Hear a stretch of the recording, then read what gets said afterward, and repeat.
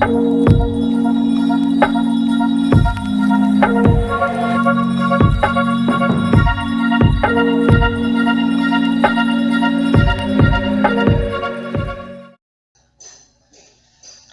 hello guys, it's me Carl and I'm going to show you how to install Windows 7 on Virtualbox. So let's get started.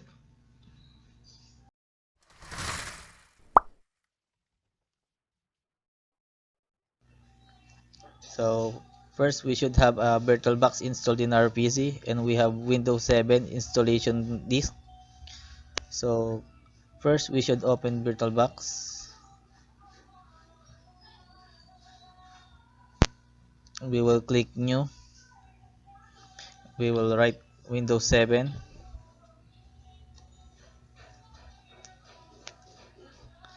So I am using Windows 7 Ultimate SP1 English 32-bit. So we should know the requirements of Windows 7 disk in what were our installing. So this is the requirement of Windows 7 as you can see. So that's it. So I'm using Windows 7 32-bit. So I click next. So We'll click next, next, next. So next again. We will choose 20 gig only. So this is it. So I'm gonna adjust some few settings of our virtual system.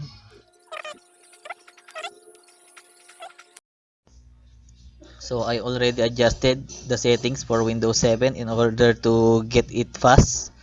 So I will click start now.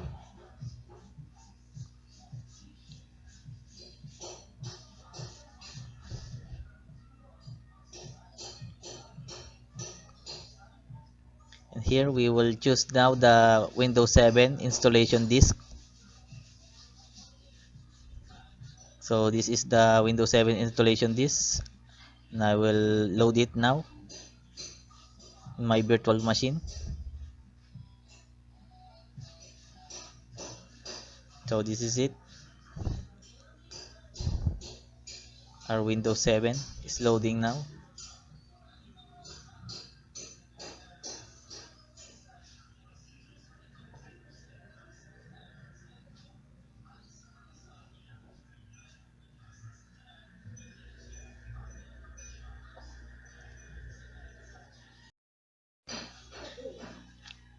So we are now installing Windows 7. So we should click this. A few moments later. So we are here and click I accept. Click next. Click custom uh, and click next. So Windows is copying file now. So we just sit here and wait for until the installation is finished. One eternity later.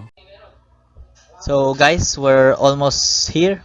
We're almost done. So we just need to set up our computer name. So I'm using my first name, Carl. So I'm gonna click next. So type a password. If you don't want to write a password, just leave it blank. So click next. So the product keys need here. So I'm gonna skip. So we will choose important updates only. So we're gonna choose the right time.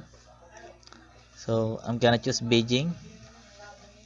So click next and next. So Windows 7 is finalizing my settings.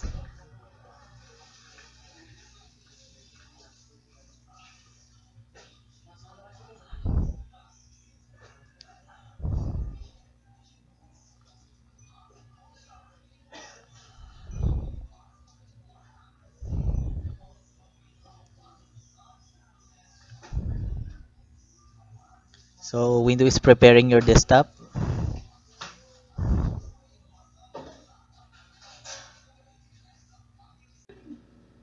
So we're already done in installing Windows 7. So that's it for today. So thanks for watching.